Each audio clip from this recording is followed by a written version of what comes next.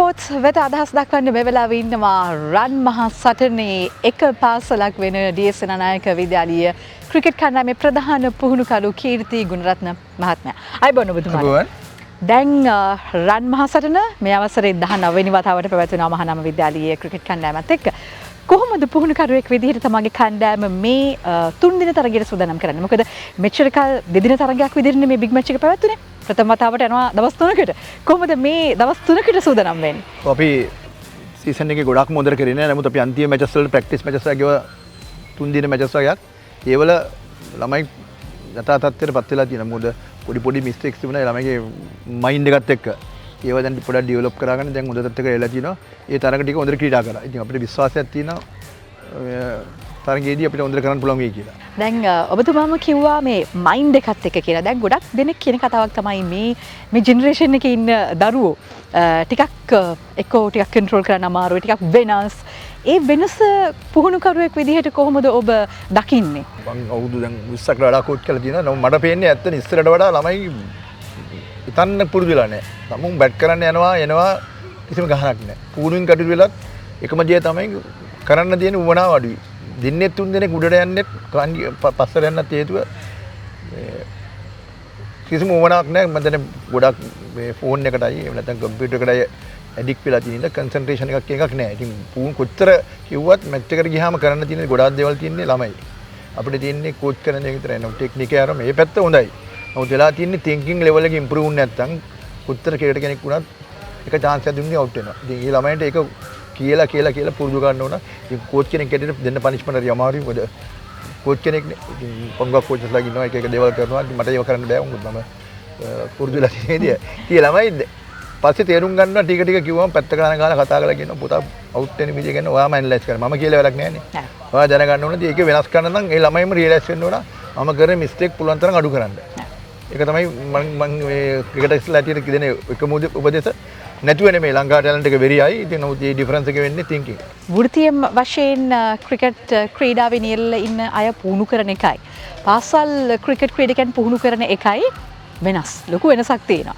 ඒ වෙනසට ඔබ කොහොමද මුහුණ දෙන්නේ? ඇත්ත දැන් මම රාගම චීචිගේ කෝච් කරා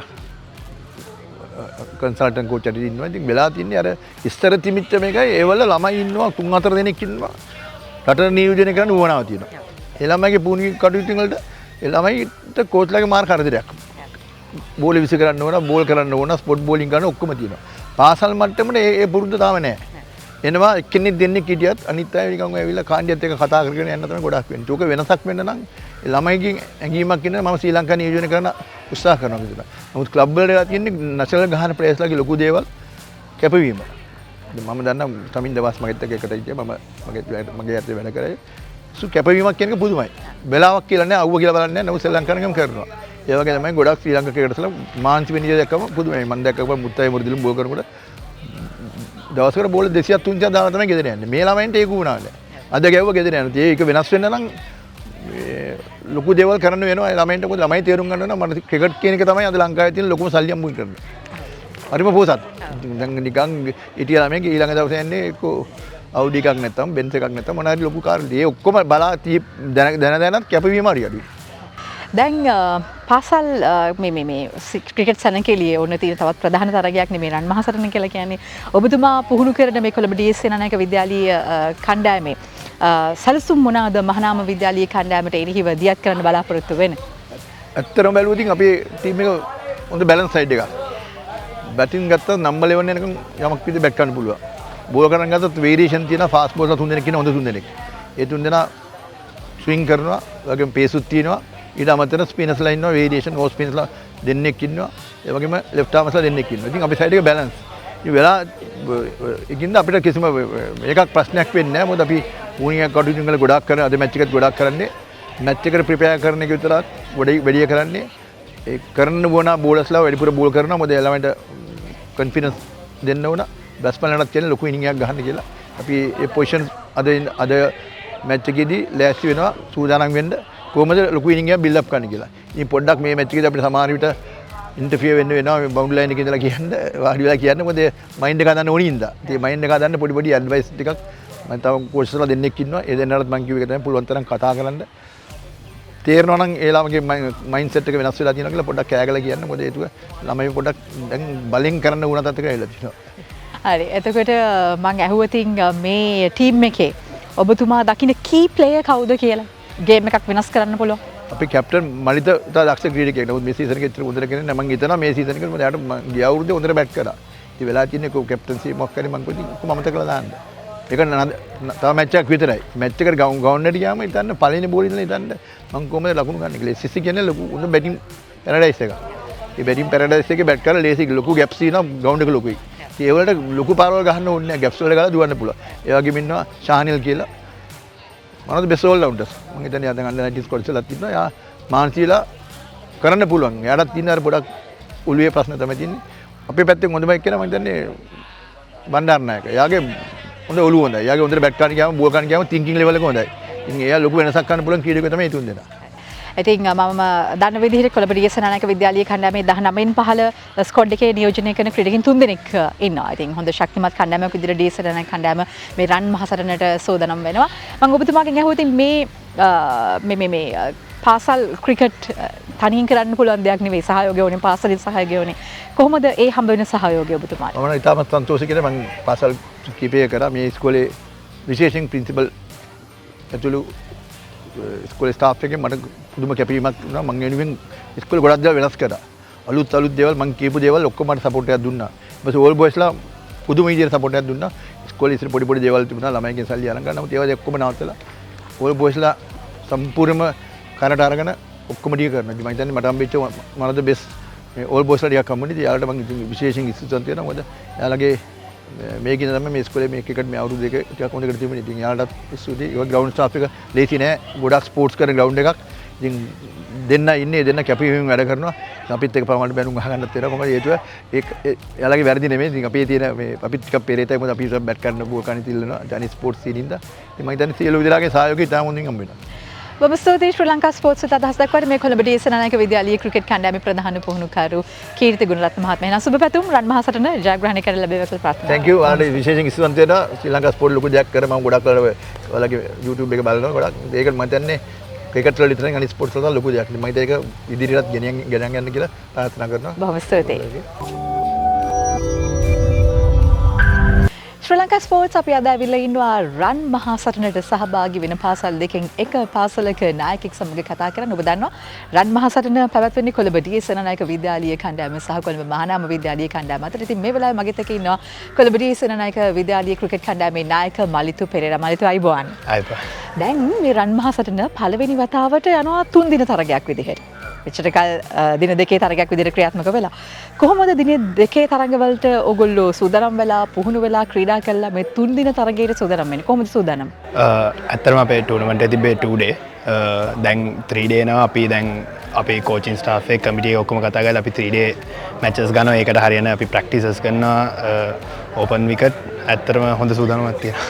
හරි. දැන් මේ අවුරුද්දේ මේ රන් මහසටන පැවැත්වෙන්නේ 19 වෙනි වතාවට. ඉතිහාසය ගත්තාම කොහොමද ජය පෙරදෙම බෙදිලා ගිහිලා තියෙන්නේ?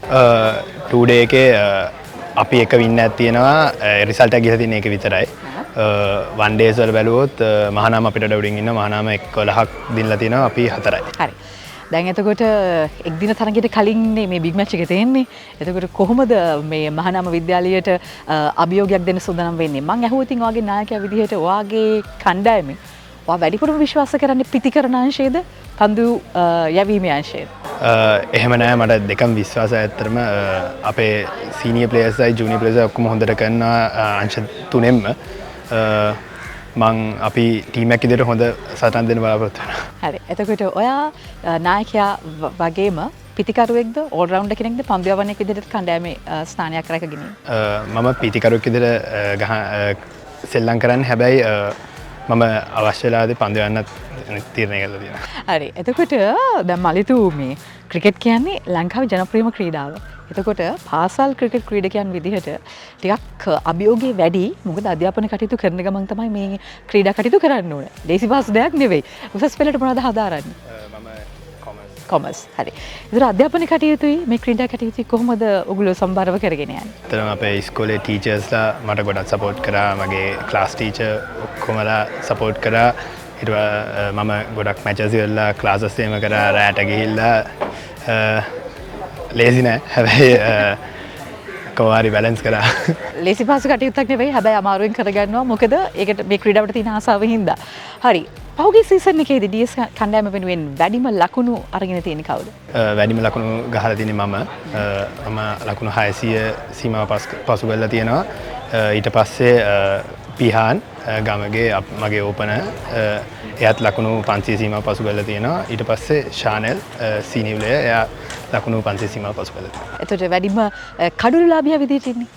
වැඩිම කඩුළුලාභියාත් ෂානෙල් එයා කඩුළු 30ට වඩා වාගෙන තියෙනවා. ඊට පස්සේ දැහැම් නිර්මාල් එයාත් කඩුළු 30ට වඩා. දැන් මේ දවස්වල අපි දන්නවා 19න් 15 ජාතික කණ්ඩායමේ පුහුණු වීමුත් තියෙනවා තරඟවලට සූදානම් වෙනවා. DS නන්නක විද්‍යාලීය කණ්ඩායමෙන් මේ ස්කොඩ් එකට කවුරු හරි සහභාගී වෙනවද?